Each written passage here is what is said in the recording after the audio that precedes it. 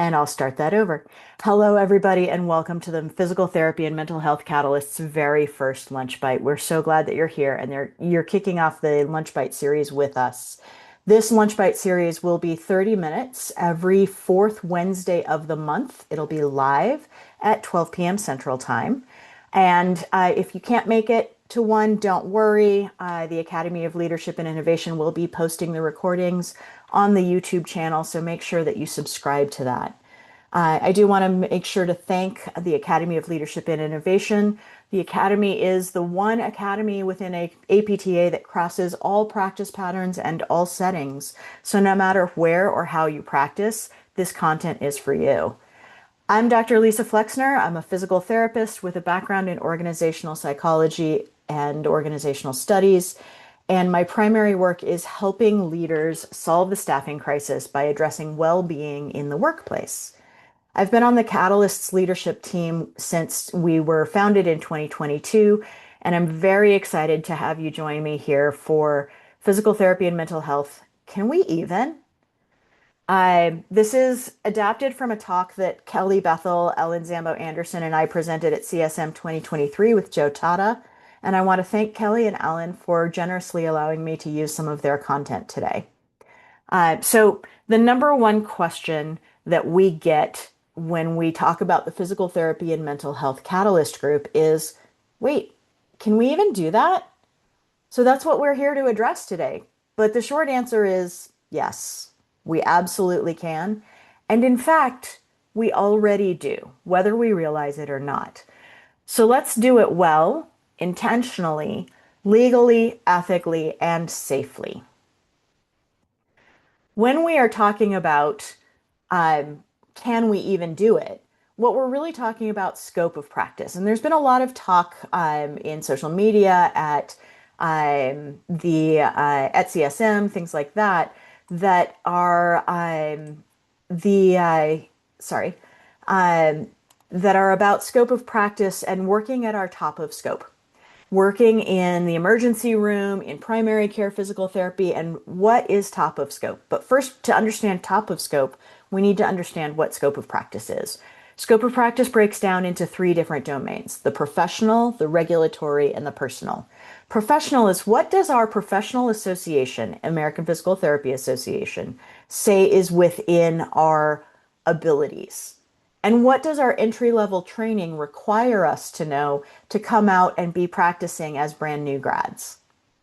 Our regulatory scope of practice is about our state and federal laws and statutes.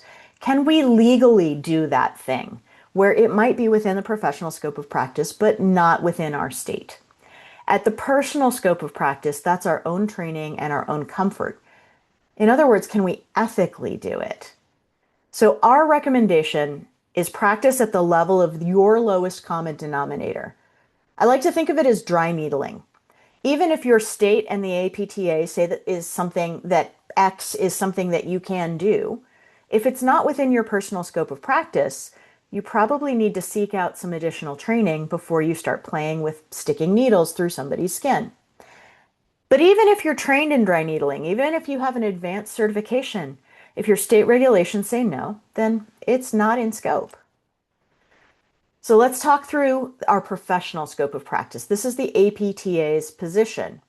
And this was updated just last year in the House of Delegates, which is the American Physical Therapy's Congress, essentially the governing body that helps guide the board of directors and the APTA staff into where to allocate resources and what are our priorities. So I'm going to read through this. And the first piece is, yes, we can do this. It says the American Physical Therapy Association supports interprofessional collaboration as the standard of care in the management of behavioral and mental health conditions. In other words, it's the standard of care. We should be doing this even if we're not yet. Next up, it calls out interprofessional. Collaboration at the organizational and individual levels aims to advance research, education, policy, payment, and practice related to behavioral and mental health. And then finally, it talks about us specifically, what we do and how.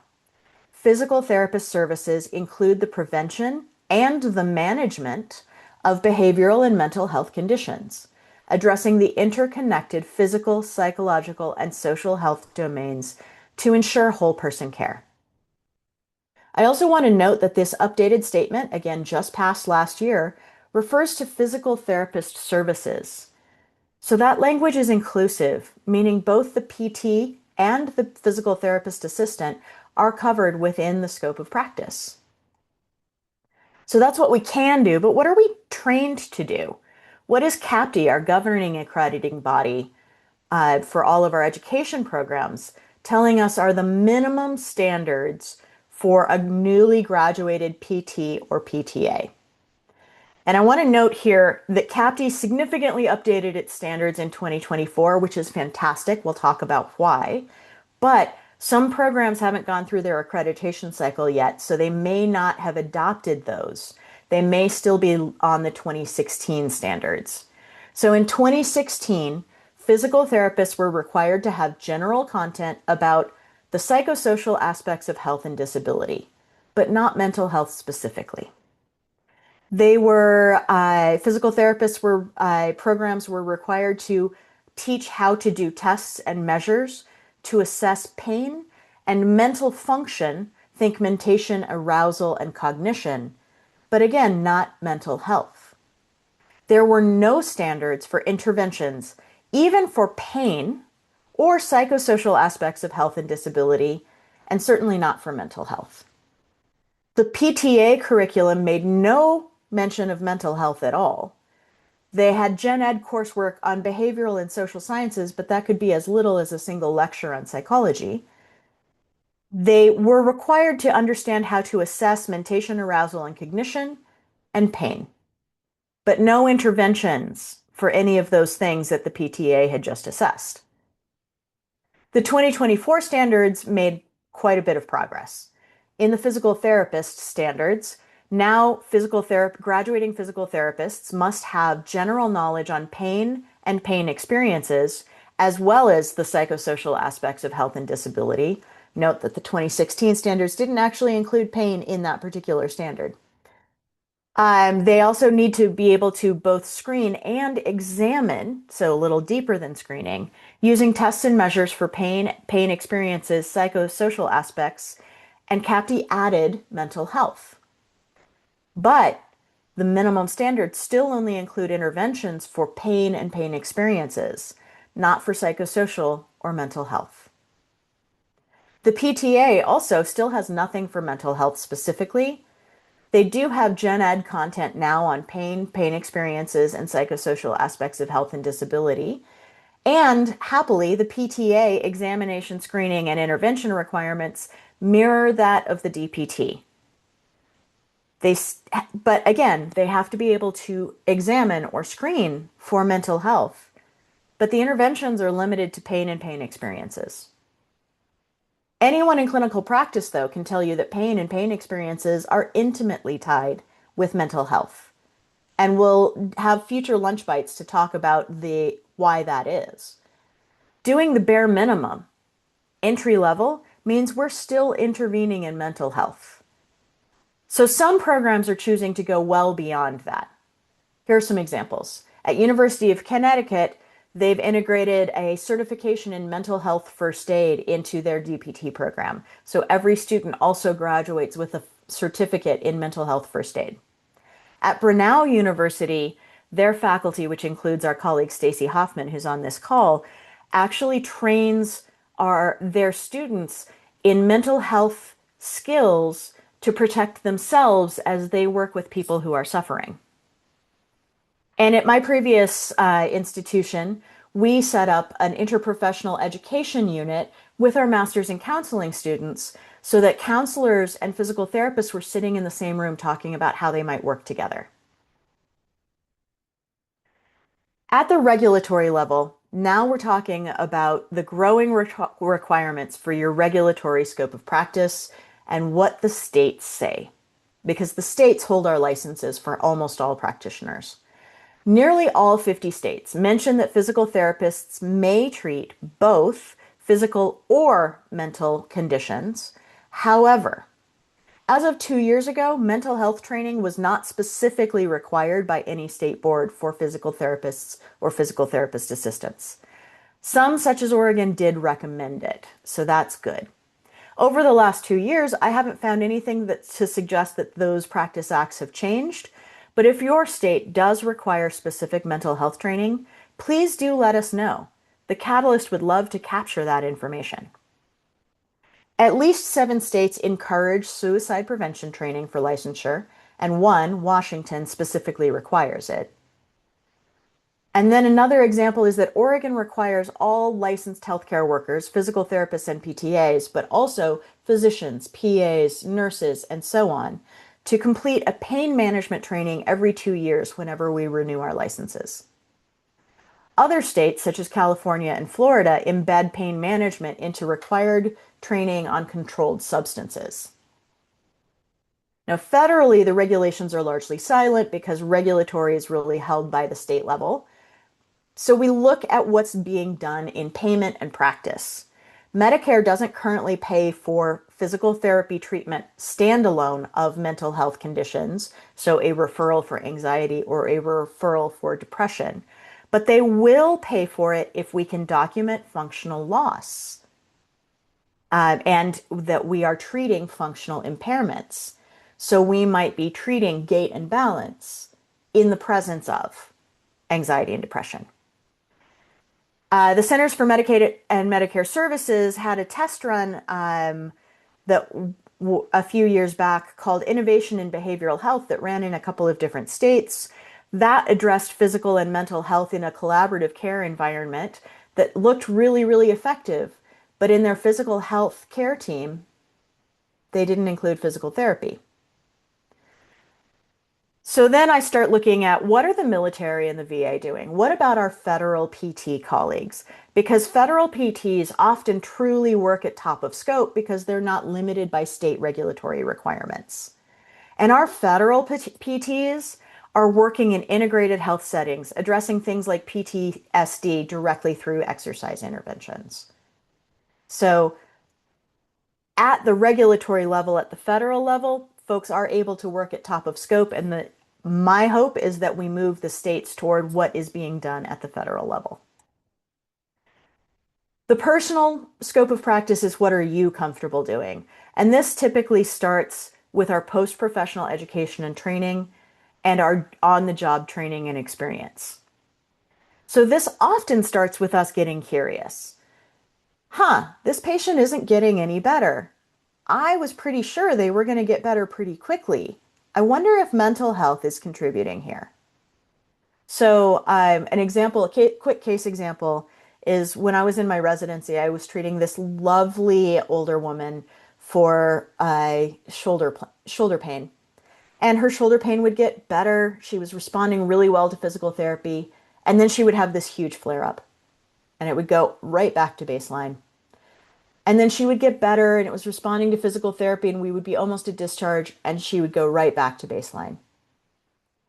And unlike what some of you might be thinking, that she was scared of discharge, what it turned out was that her flare-ups were very tied to conflict within the home. Whenever there was conflict between her spouse and her child, her shoulder flared up. So working with her in partnership, we realized that the best path forward was to continue physical therapy, but also ensure that she got personal counseling and that they worked toward family counseling to resolve the conflict at home that was her triggering event. Now, once I got curious, I realized I don't have the skills for this. I'm doing my residency in manual therapy. I'm not training in mental health. So I started looking at continuing education and certification. And that's the next step, is what continuing ed can you take? There's continuing lots of different certification programs such as mental health first aid, yoga therapy, mind-body medicine, acceptance and commitment therapies, pain management and pain education. But there's also simply continuing ed in this space. And I want to talk a little bit more about that because it's definitely growing. The opportunities are out there. So I did a very unscientific study of mental health programming at CSM since 2020. And I looked at platforms. Those are in blue. That's the education sessions that you go to physically and sit in. Posters are in yellow, and the red are meetings. And most of those single instance meetings, that's us. That's the physical therapy and mental health catalyst. We've been working on this for a while. But what I want you to note is the increase in trend lines in both the yellow and the blue categories. Um, of note during this time, and I'll point out there's no data for 2021 because pandemic, but of note, a significant number of both the platforms and the posters were focused on students and clinicians and their well-being. So overall, what this chart tells me is that there is increasing interest in mental health issues. And typically, the platforms are lagging behind the posters. So we see this huge spike in the posters. My guess is we'll see that coming in the platforms in a few years. Um, so there's this increasing interest in mental health issues and acknowledging mental health, but there's also as strong an interest in caring for ourselves as in caring for the whole patient. Across cultures and traditions, there's a strong sense of connection between body and mind.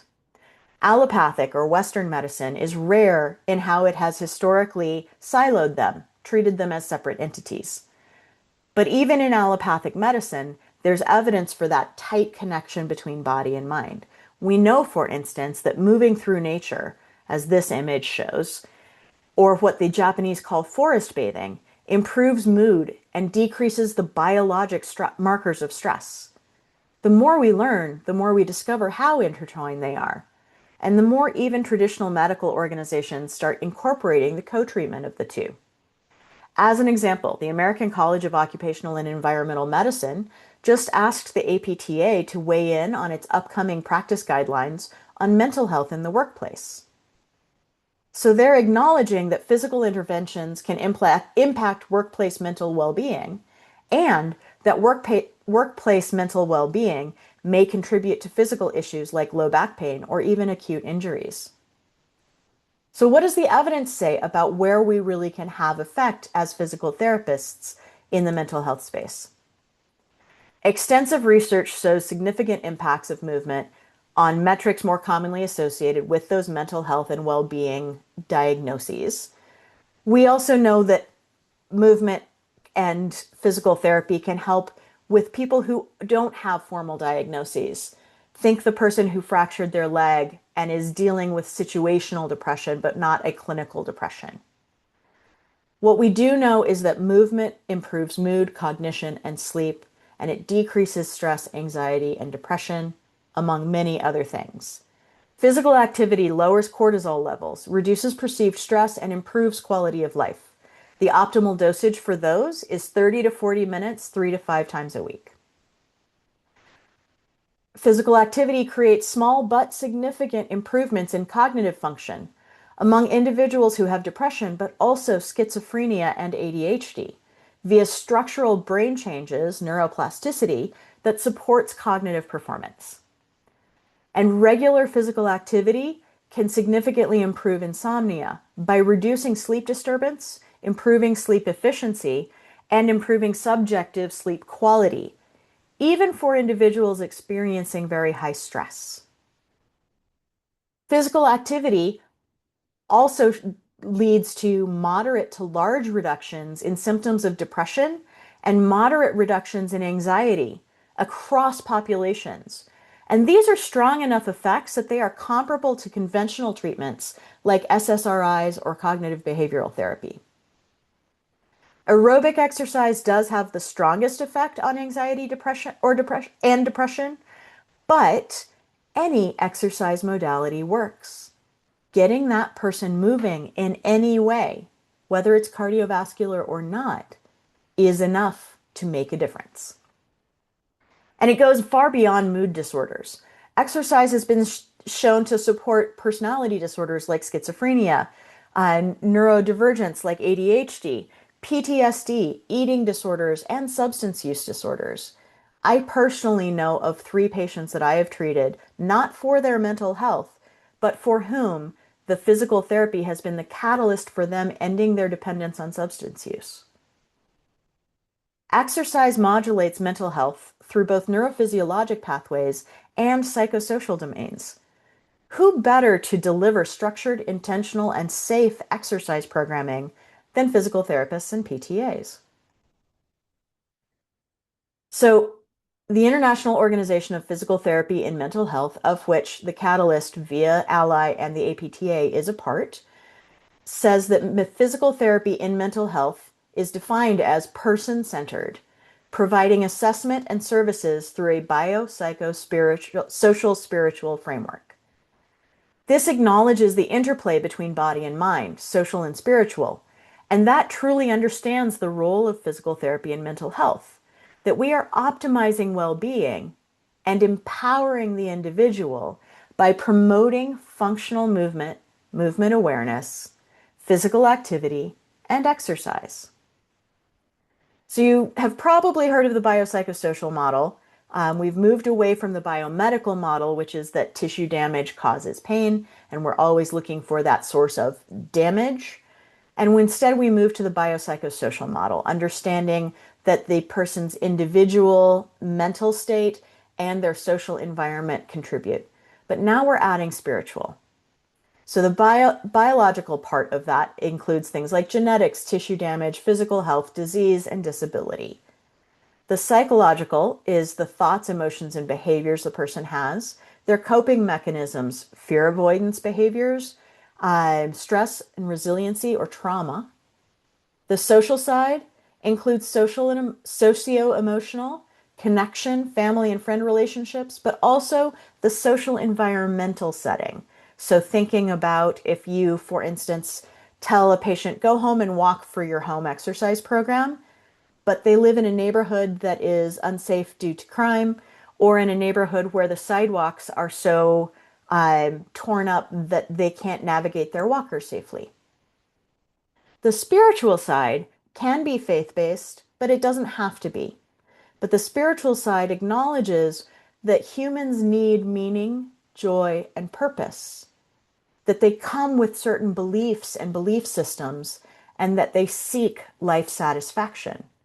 So the biopsychosocial spiritual really integrates the whole self, individual biology, individual psychology, social setting, and spiritual health.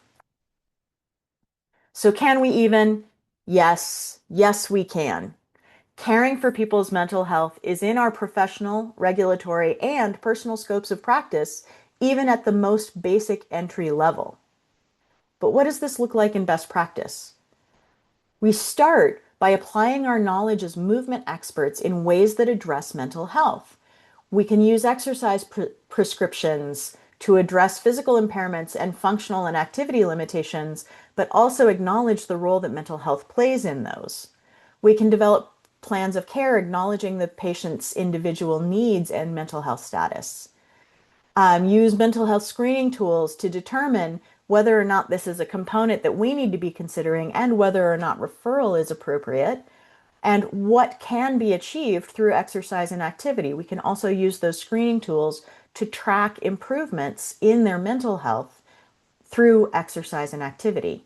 And we can continuously assess and monitor the impact of exercise on the patient or client's mental health, adjusting accordingly.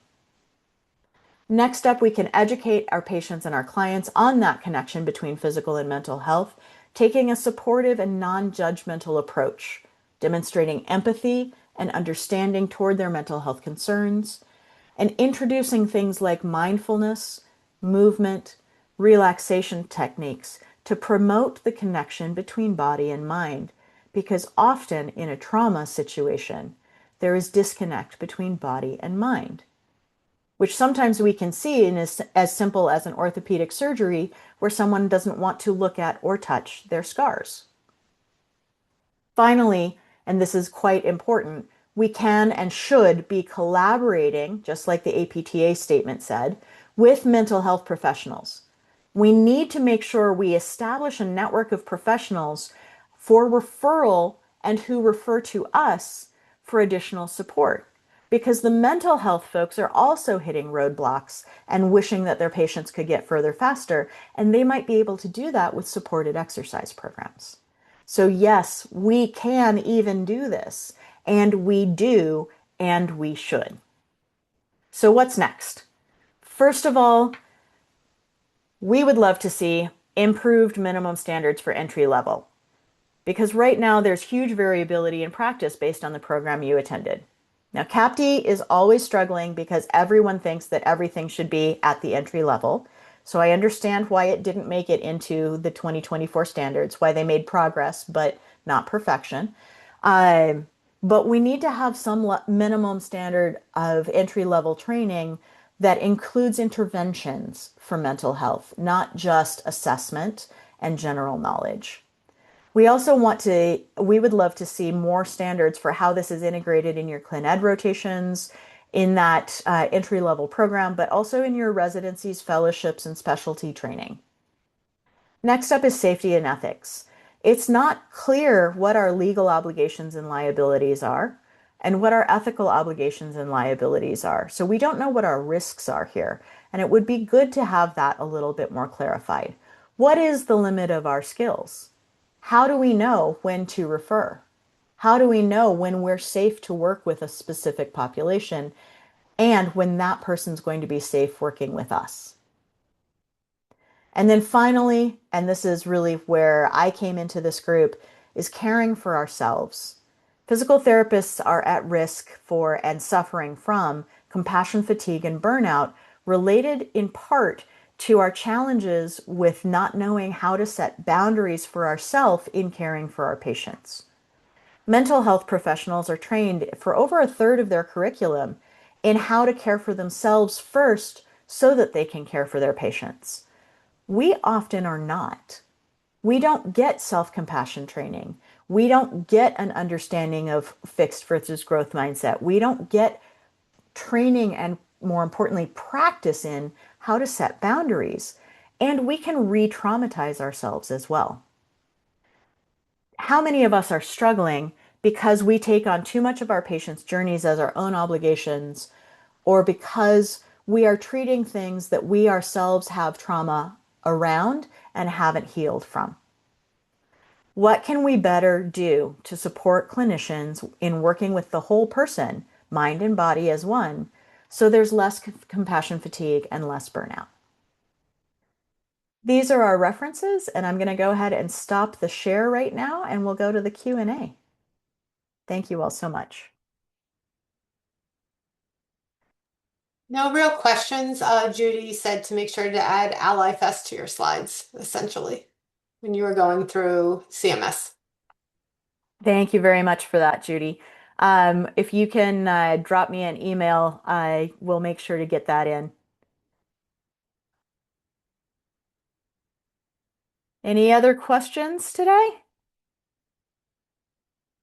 What a great group we have. 23 people. Fantastic. Well, thank you everyone for being here. Thank you for joining us for the very first lunch bite. We look forward to seeing you next month. So if this one was Can We Even? The next one is Will They Pay? So we'll talk more about that next month. Thanks so much. We'll see you then. Bye-bye.